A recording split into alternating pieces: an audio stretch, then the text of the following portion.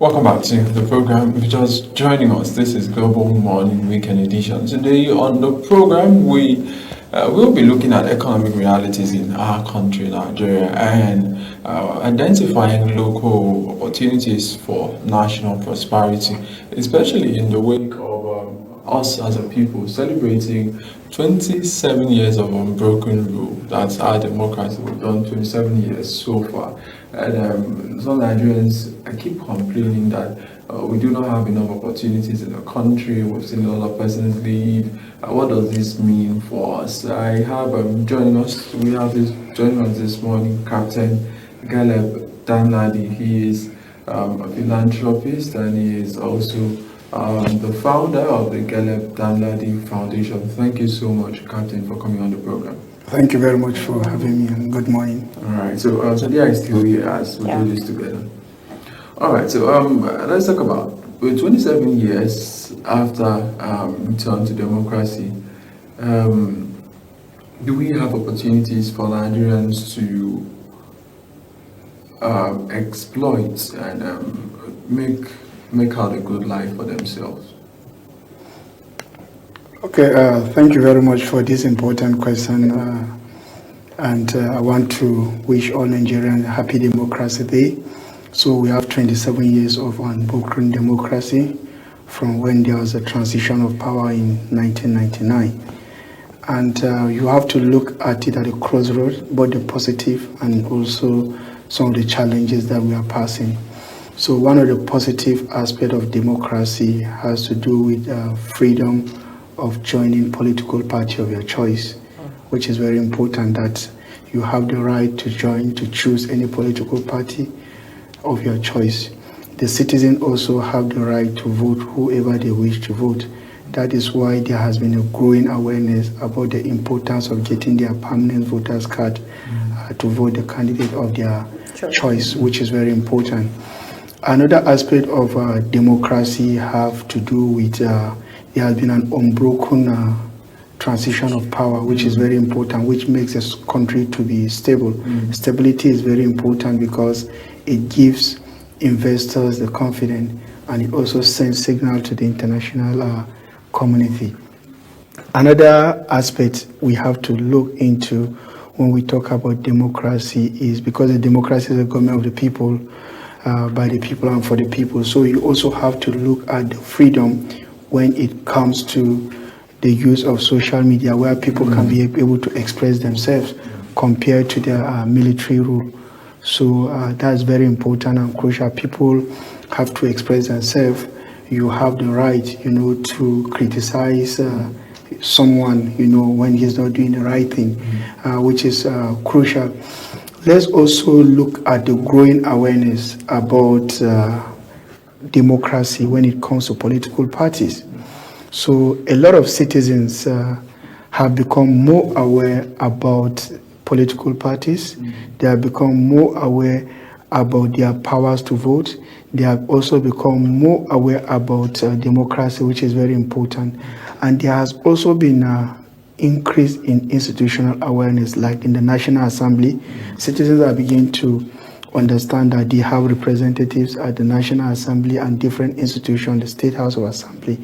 However, despite these achievements, there are still some issues that we cannot shy away from. It has to do with the insecurity issues today, even though the government are working hard, but a lot need to be done when it comes to insecurity.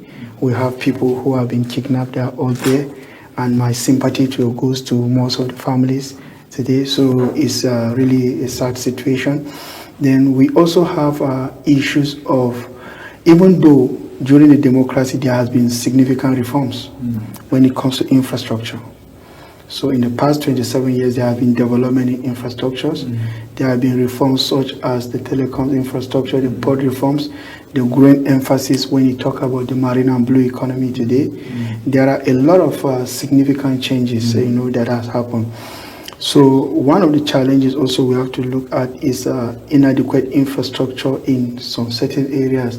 If you look at the urban areas today and the rural areas, there's unevenness. It's not even. Even when it comes to the healthcare sector, well, the urban areas have the advantage, some of the rural areas are lagging behind. If you also look at the connectivity today into telecoms, most of the rural areas are also lagging behind.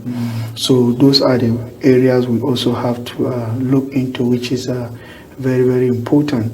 And then we can't shy away from poverty, so even though there have been efforts to address poverty through the household conditional cash transfer, but we also need to do more to address the issue of poverty in our society today. And then, even though there has been growing emphasis on digitalization, which is one of the good dividends of democracy today we are seeing, because there has been growing emphasis on digitalization. However, there are challenges that comes with digitalization.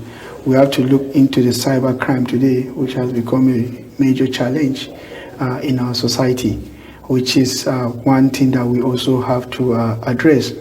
When it comes to education, I know the government has done a lot of effort in terms of UBEC, providing free access to education at primary level. Also, when we talk about school feeding, the renewable agenda. However, the educational sectors, particularly STEM for students in the countries and this technology, engineering, mathematics, is not even. While students in the urban areas have the advantage of robotic bootcamp and also different incubation centers, students in the rural areas are lagging behind due to lack of infrastructure, lack of power. So there's a bit of inequality. Exactly. So there has been renewed effort from the non-governmental organization to address this issue, and also from the government. So if you also look at the healthcare system, also there's a need to address some healthcare challenges also in the rural areas, most especially that don't have access. So in some areas that they don't have good road networks, it's a serious issue when a woman falls ill or when a woman is pregnant at night and you need to take her to the hospital, so which is important. So overall, we also have to appreciate the heroes of democracy, which is very important, those who fought for this democracy today, because whatever benefit we are enjoying today, someone in the past has actually sacrificed his life, sacrificed his time. A lot of them were in prison. We look at the Chief Ghani, and a lot of them, that have sacrificed their life for democracy to thrive. Thank you so much for that explanation. But Nigerians faced a lot of challenges that you mentioned. In all of this, do you see that there's been opportunities in Nigeria, or there are emerging opportunities in Nigeria? Okay, for the opportunities, it depends on the type of opportunities. Is it the job opportunity? Is it the educational opportunity? Is it the opportunity when it comes to skills? So it all depends. However, if you look at the population of Nigeria, more than 70% of Nigerian population are below the age of 25. So we have a large demographic of youthful population, which is a huge blessing. It simply means that if we are able to utilize this population, if we are going to leverage on the youthful population, I strongly believe that we are going to achieve most of our goals. But most important thing, we have to look into the opportunity that exists. However, before you look into the opportunity that exists, the first thing you have to look at is the challenges. What are the challenges today in the country? Like I mentioned, the poverty, insecurity, lack of opportunities, unequal opportunities. You also have to look critically into a high number of youths that have graduated from universities without something doing. So if you are able to identify most of these challenges, then you have to come up with proposed solutions on how to address most of these challenges. So if you look at the unemployment today, how do you address the issue of unemployment? Because practically there's limitation on how many people the government can absorb or the private sector can absorb. Looking at our population, we have a large population of people, which I strongly believe that the government also need to create employment opportunities for them. But that being said, we also have to look deep into some of the opportunities that exist. What are some of the opportunities? There are opportunities that exist in the agricultural sector, which is very, very important. So we also need to look into the agricultural sector. And then are young people taking that opportunity? Of course, there are a lot of young people in Nigeria today. They are really successful in agriculture. A lot.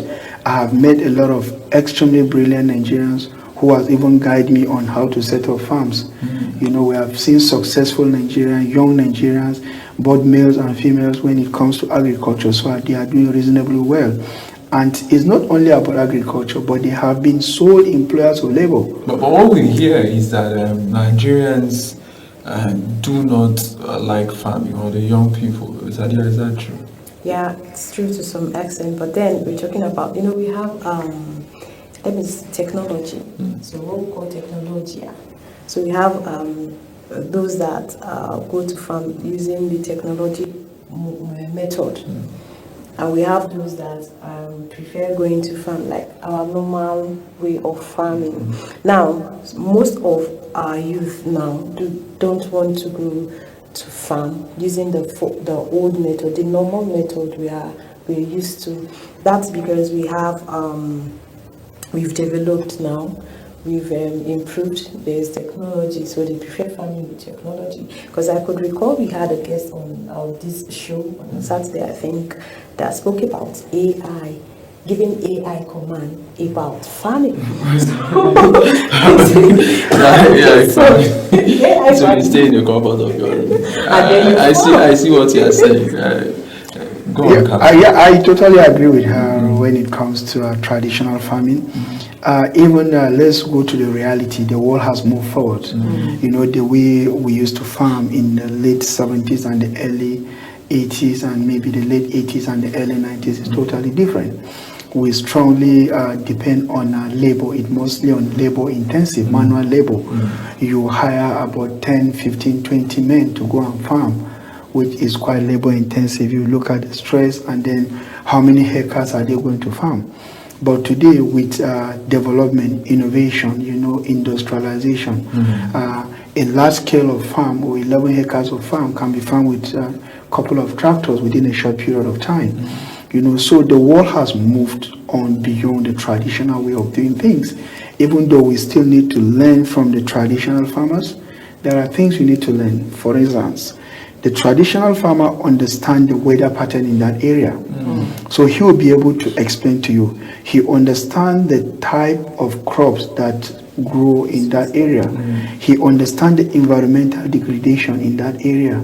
He also understands the type of diseases that affects most of the crops in that area. So you have to leverage also on the local expertise, which is important. While we are advancing through digitalization, you cannot shy away from the local expertise. Let me give you an example. In the coastal regions today, a lot of coastal regions are passing through a lot of challenges, and one of the challenges is erosion.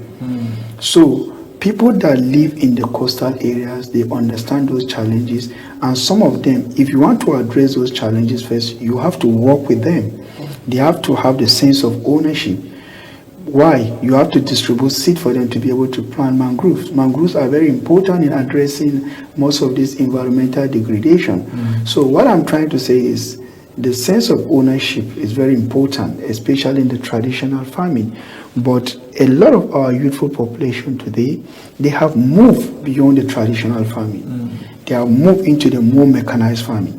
If you go into most of the programs, I was opportune to attend a program that was organized by ECOWAS, Forum for Innovation for Science and Technology in Africa.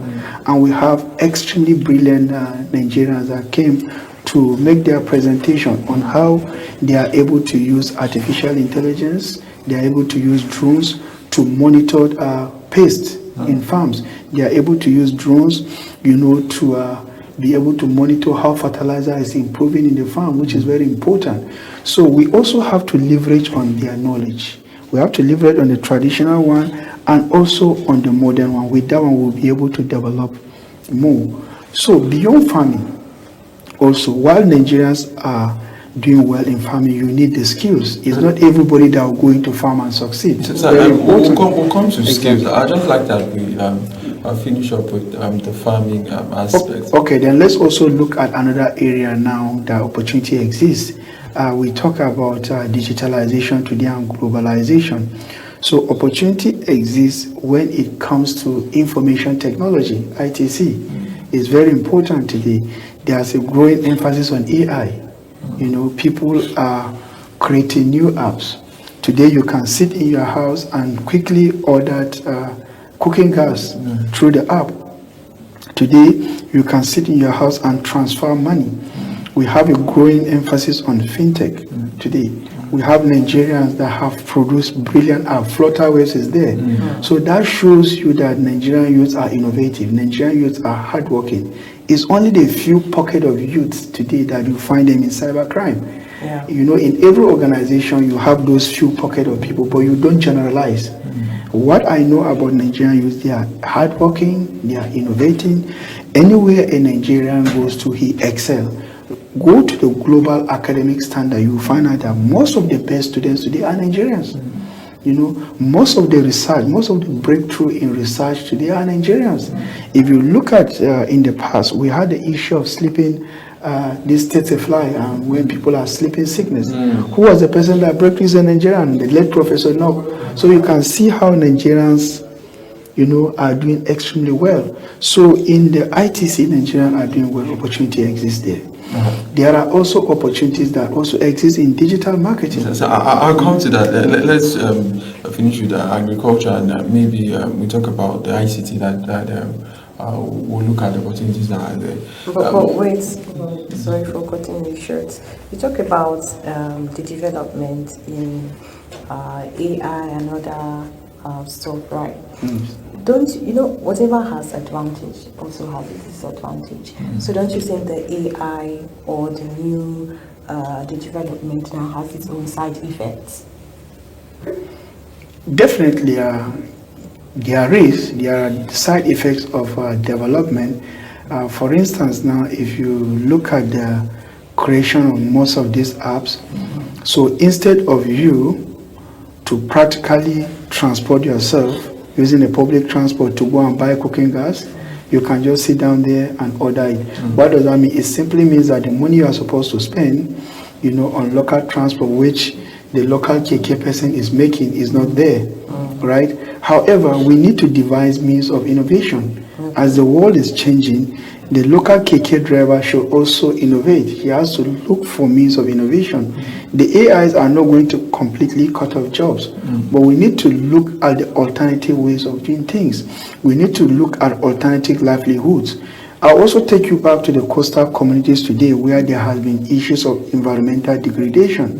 And most of the coastal communities today have to look for alternative means of livelihood beyond fishing, which is very important. So as we are having this evolving of AI is here. AI has come to stay. That's the truth.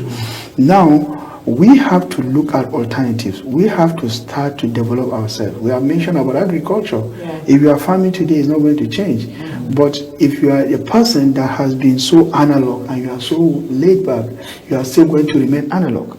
Let's take, for example, you know the Kodak film before, where we need to use to snap pictures. Today, you don't have negative film anymore. With your simple mobile device, you can be able to snap picture. But Kodak is not in the market anymore. The Nokia today, 3310, that was a top of the day before, today is not there. Why? Because they failed to innovate. So if you fail to innovate, you stand a chance to lose, which is very important. Those are the, I won't say the negative side, but you still need to keep inventing. You still need to keep innovating, look at alternative ways. However, when we talk about AI, there are also bad sides. That's why I mentioned about the cyber crime. A lot of cyber breach, data breaches.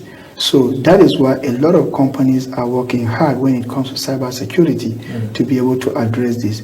And it's very important because we cannot shy away that there are no negative aspects of it. So the cyber crime is there. We also have chances that some jobs, will be cut off. However, those people have to devise a means of innovation, developing themselves so that they will become relevant. If you don't develop yourself, there's no way you will be relevant. So it's very important. Right, so let me just add here, concerning we talked about farming opportunities and where Nigerian youths can find opportunities. But if you look at the data, it's quite disturbing because a data said 70% of Nigerians, or some would say 60, are into farming. But we are still ranked as a food poor nation, a nation that cannot completely feed its own. We do a lot of importation as to simple everyday things. For instance, since the borders were open, rice, a lot of Nigerians import rice, and these are things that can grow in our soil, and we are not. So when we say we've taken advantage of it, but if we look at the US, for instance, only 3% of the population is into farming, but they have the food bank that can sustain it for maybe 2, 3, 4, 5 years. So why do we have this disparity? Is it as a lack of funding or lack of access to farm implements? And why are we not producing in capacity that can take care of our local needs? Okay, you have asked a very important question. So data is a very serious problem in the country today. So if you like you mentioned, some will say 60%, some will say 10%. We don't have actually accurate data sometimes. But thanks to the Nigerian Statistics Bureau that has been keeping data for us. However, when we talk about farming, most of the farming today that you mentioned, if your statistics are right, permit me to say because I'm not sure about the statistics. If your statistics are right, then definitely they are on the smaller scale. Right. Yeah, somebody like now, I can go, if I live in an area where there is land, maybe a 400 square meter, and I plant maize, people will say I'm a farmer, right? You live in a small space like this studio and you plant granite, people will assume you are a farmer because we are farming on a smaller scale. That 400 square meter, by the time you harvest it, it's not going to be sufficient for you to even feed yourself for a month. So we have to look at what is farming. Are we doing a large-scale farming or are we doing just a small farming? That's one thing you also need to look into. You also need to look into the skills. Even if you are doing a large-scale farming, do you actually have the skills and the technical know-how? When it comes to crop farming, do you understand if you are keeping animals farming, are you into the ruminant animals or you are into the birds animals? So you have to look into that. If you are into the birds and you understand that when a small outbreak happens, you lose thousands of birds. But when you are into the ruminant animals, the risk might be low. So you also need a technical expertise. This technical expertise is not something that you just wake up today, you being a teacher or you being working as an engineer and you want to start farming. You have to understand the technicalities that are involved. You have to understand the type of soil. You have to understand how to even put fertilizers. Because sometimes you might farm and you don't even know how to put fertilizer, and that might result also in you losing most of those crops. You also have to understand the seasonal changes. Now there has been growing emphasis about climate change. Now if you are farming in a particular area, you have to understand the weather pattern in that area. The weather pattern in Kano is different from weather pattern in Port Harcourt. The crops that will excel in Kano are totally different than the one that will be more vibrant in Port Harcourt. So you have to look at the different areas. The demography also play a crucial role. The type of soil, also the fertilizer, the technical knowledge. Now we also have issues with security.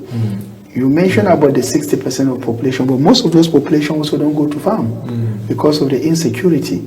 So if they don't go to farm, but you have them as farmers, and at the end of the year they produce nothing, it simply means that nothing is being done. So, but if you are talking about the US today, most of the farmers you talk about, the 3% are large-scale farmers that are farming acres using mechanized farming. How many Nigerians today are using mechanized farming? If you look at our population, we have about 200 million people. So you mentioned about 60%, which I'm not sure about that data. If 60% are into farming, how many are into large-scale farming? You look at Abuja now, you can practically name major farms. So when we talk about farming, skills is very, very important. The knowledge is very important. You have to have the technical skills also, and also the soft skills. Because technical skills is not enough.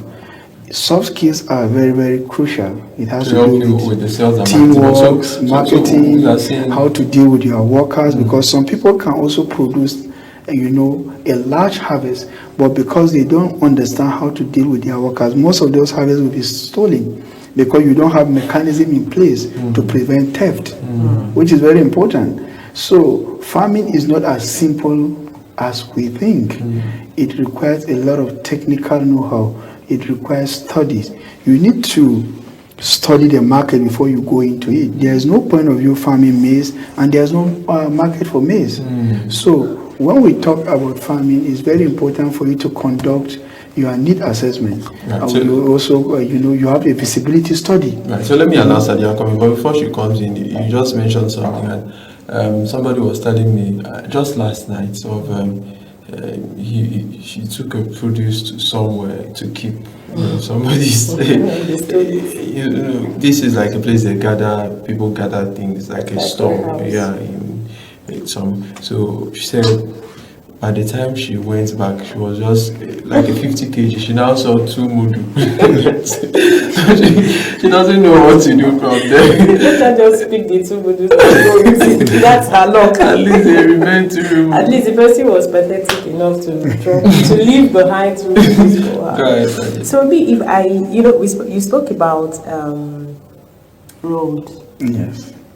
How if a pregnant woman today was to go to the hospital and because of that bad road, we might lose her in that course. All right. So what role do you think the government can play to stop that? Like, if not reduce 100%, let it just reduce. Okay. So that's a very important question. Like when I mentioned, one of the dividends of democracy is about the expansion in infrastructure, which I also have to congratulate the country, because if you look at it, there has been ongoing construction when it comes to road infrastructure. If you also look at FCT today, communities that don't have access to road networks now have access to road networks, because I run a charity organization. Before, for you to get access to KT community is difficult, but today is all tied to KT community, which is very important. And if you look at the coastal roads that are being built for economic development are good. Now, back to your question regarding the issue of pregnant women, which is very important. That's the health sector. The health sector is very, very important and it's very crucial. I had some group of young men that visited me, and part of the challenges they face in that particular community is because there is no chemist. And that community, for you to get to the major road by bike, it takes you close to 30 minutes to 40 minutes. So I now ask them, so how do you deal with the issue of health challenges, especially at night? So they say they have young people there who can ride bikes.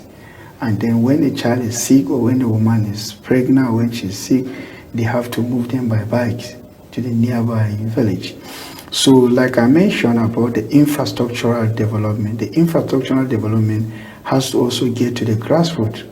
It's not only going to be limited to modern cities and urban areas, but there's also different hierarchy of powers. There are roads that are state roads, there are roads that are federal roads, and also there are roads that are also local government roads.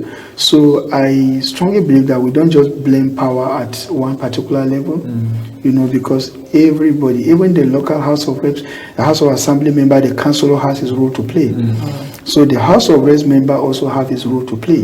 The community themselves must hold the elected leaders accountable. But wait, before you push for that, can you hold your leader accountable? Of course. And do you think he will respond to you? That is the power of democracy. I should be able to hold him. Then I have my PVC. That's important. Don't you think at some point they might harass you, arrest you, lock you up? It all depends. Intimidate you. It all depends on how you criticize people. It has to be constructive criticism, and it shouldn't be something that have to do with maybe cyberbullying or whatever it is. Or I should not go and you should not gather people to start stoning them. You have to have an engagement, one-on-one engagement, a civil engagement. Even though I know it's a difficult part, especially for those in the grassroots who don't have access to these people. But now, when we talk about the issue of health, it should be a national priority. So every woman, irrespective of her location, irrespective of her tribe, irrespective of her religious belief, should have equal access to healthcare system. Because if you look at it today, in my organization, we've been advocating and fighting for this issue of maternal mortality rate. And then that is what really prompted us to register about 700 women today into the Kaduna State Contributory Health Insurance Scheme. And I can say the health insurance scheme is working, because if a woman is pregnant today and the child breach, she's 100% certain that the CS will be covered under the Kaduna State Health Insurance Scheme. If a woman is pregnant today and she doesn't have access to funds to go to hospital, she's 100% sure that the health insurance scheme is going to cover that. We have successful story where traditional rulers have come to appreciate us based on the stories they receive from their community. But when it comes to moving a woman from a typical rural area to urban area, I think we need to do more when it comes to infrastructural development. It should be a national priority because every life matters, which is very important today. If a woman is pregnant, sometimes because of the nature of those roads, the woman can even have miscarriage, or she can have a detached umbilical cord from the child, which can lead to fatality.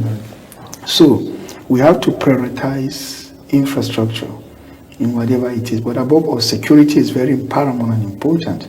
Because even if you have the infrastructure and the roads are not safe and you are taking a pregnant woman to the hospital, anything can happen. So, there are a lot of layers that we need to address. All right, so I think because we are looking at identifying local opportunities for national prosperity, we've seen, you've mentioned very frankly, agriculture is an emerging and a consistent and enduring opportunity for Nigerians to key in and become prosperous, even as a country and individuals. And you've talked about ICT, also giving Nigerians that opportunity to grow up, to make ends meet and become prosperous.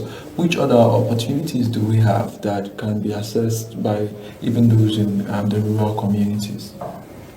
Okay, a very important question that you asked. Beyond that, I think one of the areas that is about education, because education is a key. Education can unlock a lot of potentials in life. When you look at the number of out-of-school children today in the country, is alarming. And it's very important for us to bring back these children to classroom. 2 days ago, I was on a trip from Zaria to Abuja, and I stopped over. I saw a group of young people on the way. I stopped over and I talked to them. Why are they not going to school? There was no answer. And I asked them, are they willing to go back to school? They say yes. So, we need to sensitize these children about the importance of education. Because you can have all the skills, but if you have a large population of out-of-school children, they are a threat to the society. They have the chances of being lured into insecurity. They have the chances to go into drug abuse. They will become a liability. Instead of our youthful population to be assets, they will be a liability to us. So education is very important. We need to look into how to bring back these children back to classroom. Another emerging area education provides opportunities for people. Education can unlock every opportunity for you in life. Every opportunity for you in life. All right. But with the current insecurity issue now in Nigeria, let me once again use the latest Oyo school kidnap as an example. Do you think if those children are being released eventually, do you think they will still want to go back to school? Do you think their parents will allow them to go to school? Do you think the education sector has won over insecurity and other issues? So it's a very dicey situation because if you are in the hands of kidnappers, that's the only time you understand how difficult it is. No, you don't say. If one is in their hands, yes. So I strongly feel so pained that young children are there considering this weather. And I must also commend the security agencies for the efforts that they are putting into, because they left their families and they are also there. Some of them will not even come back. So I really commend. For the children, I know a lot of them are passing through traumas, but eventually when people are released, before they are reintegrated back to the society, there are a lot of psychological evaluation, there are a lot of counseling. That is why we have a lot of counselors when it comes to mental health issues. It's very important. There is no problem that cannot be solved. So even though I think the mental health psychologists have a crucial role to play to be able to address most of these mental health issues, most of this psychological trauma, because it's not an easy thing. I have to be honest. You can only know the pain of losing someone only when you lost someone personally. If you go to when somebody dies, you go to, oh, sorry about the loss. I'm really sorry. You don't understand the pain. So we are just speaking as people. We don't know what they are passing through. We don't know the trauma. But I really sympathize with them, and I pray that God will bring them back home safely. Amen. So, all right. So we were talking about. I just asked. You wanted to mention other areas that we have opportunities. yes. So while we talk about education, I think it's also very important for the education sector to be also be protected. If we have to address the issue of out-of-school children, every child deserves to be back to classroom. Every classroom also deserves to be protected. That's very important. Then education also goes beyond the normal classroom. You have to also look into skills. Degree today is not sufficient. You might have your degree, but if you have skills, it's going to take you to another level. That's why we have the technical and vocational education programs. TVET are all there. Skill acquisition is very, very important and very crucial, because we are talking about skills. Skills are also embedded in education. But we are talking about technicalities today. Most of the engineers that you see today, the mechanical engineers, is through education. This can be able to unlock potentials. Now, we also have to look, as we are addressing the issue of out-of-school children, we also need to sincerely address the issue of insecurity in the country. We must fight against insecurity, which is very important, so that this issue of adoption in classroom will become the theme of the past, so that students will have a convenient learning environment, which is very, very important. Now, let's also look at certain areas, like the issue of child labor. Child labor is a very, very serious issue. We are talking about unlocking potential, then we must address the issue of child labor. Children are meant to be in the classroom and not to be in the street hawking. No way. We also need to address the issue of early girl-child marriage. No girl should be married at an early age. You have to look at the consequences of marrying of a child at an early age. Number one, she is not psychologically, matured. She cannot think for herself. She cannot fend for herself. She has to depend on the so-called husband. Because I don't call them husband, because it's only somebody who cannot think properly that will marry the girl at an early age that is not matured. A normal, right-sensing human being will marry a girl at that age. Now, because the girl is not mature enough, to carry babies. That is why we are having different kind of sicknesses for them today. So the issue of this early girl-child marriage should be the theme of the past.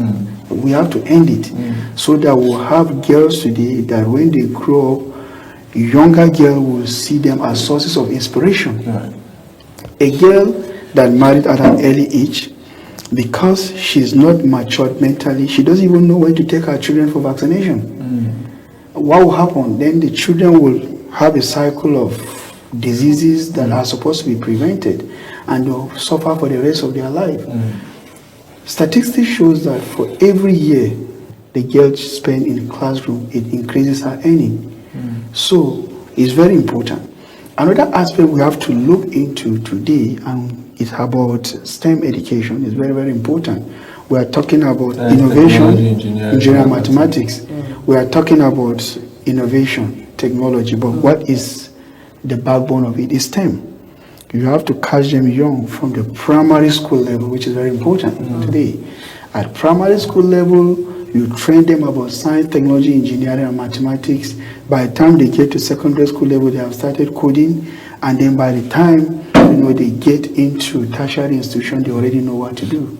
So it's very, very important for us to address the issue of STEM, which is crucial to do. So before we let you go, I'd like to ask, tell us about what your foundation has done to identify opportunities for Nigerians.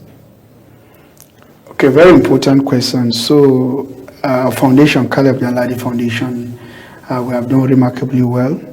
One of the major aspects we have done is before we implement any project, we conduct need assessment. So need assessment is going to guide us on the direction we are going to. So through our need assessment, we'll be able to identify that most of the youths in rural areas are not digitally literate. So they have phones. You can have phone today to use phone, but you are not digitally literate. Yes. You understand? Because, for instance, now some of them can use mobile device, but when it comes to JAM examination that is computer based, they also don't know how to navigate the computer. So computer and mobile device are two different things. Mobile device is meant to make call, receive call, and you might have social media, Facebook you are using. Using computer is totally different. Having the basic knowledge of how to use Word, Excel, PowerPoint is totally different from using mobile phones. So we train them on digital literacy because we identify that the world is moving through digitalization. Now JAM is computer based. And we find out that some of the students in rural areas fail JAM is not because they are not educated, but simply because they cannot navigate the computer. So they fail JAM because they don't know how to. I have one of the resource person. He told me that some of them, they know the answer, but you don't know how to navigate. Right. Because it's very important for you to know how to use the computer to navigate the computer. And we have seen improvement from when we started training them. We have small computer where they come to learn and they can use computers now. And we want to expand it to other rural areas, which is important. Another emphasis is about this child labor and illegal child marriage. We have engaged traditional rulers, community leaders, and I can say that we are making progress. So what of those that are already married? Well, those that are already married, what we do is we have a program to reintegrate girls. That program is to support them with soft skills. But they will not leave the marriage. Well, we cannot handle that issue. That is a legal issue. And that is the issue that requires careful consideration, because you have married someone, you have paid her dowry, an NGO cannot go and end marriage. That's not what we are after. We are after making the society better. We are after transforming lives for a better living. We are after empowering women and men to make changes in their environment. And we make a special emphasis on women because we believe they are more of the vulnerable people in the community. So those ones, we have a program where we train these women on skill acquisition so that they can be able to earn a living tomorrow. We have a program where we train girls on menstrual hygiene and also distribute menstrual pads, because we believe that some of these girls don't go to school because of lack of menstrual pads and also inadequate sanitary facilities in the school. So if you are able to train them about the importance of menstrual hygiene, you are addressing a lot of issues. Number one, when a girl is in a menstrual cycle, there is stigma. So you have to train them on that. She will not go to school, she will miss classroom because she doesn't have pads. And she will miss her exam. And those are the root cause of out-of-school children as well. So it's very important. So poverty become a recurring. It's become a recurring cycle. So it's very important. Then also, we have different projects. We also have a project now where we are training teachers, because we want to ensure that this STEM education is taken right down to the grassroots. So just last week, we trained 109 teachers on modern teaching techniques and digital literacy. And the essence is for these teachers to go and impact knowledge on the students themselves.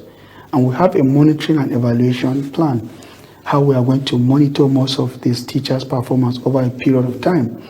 And then at the end of 3, 4, 5 years, we are going to measure the impact to see what has actually changed or transformed the life of teachers or in the life of students. Then, the most important part of our training today is also about digital, apart from digital training literacy, is about vocational training centers. We are currently building a skill acquisition center, but while building it, we are still training women we are still training young girls on skill acquisition so that they can be able to earn a living. We organize seminars. I'd just like to, before we end the program, say this, that lots of your training focus on women. The men also need opportunities. I train men as well. It's not only women. Out of the 109 teachers we train, about 40% of them are men. But 60% are women. Yeah, if we have a program where we train young leaders so that they can be responsible citizens tomorrow.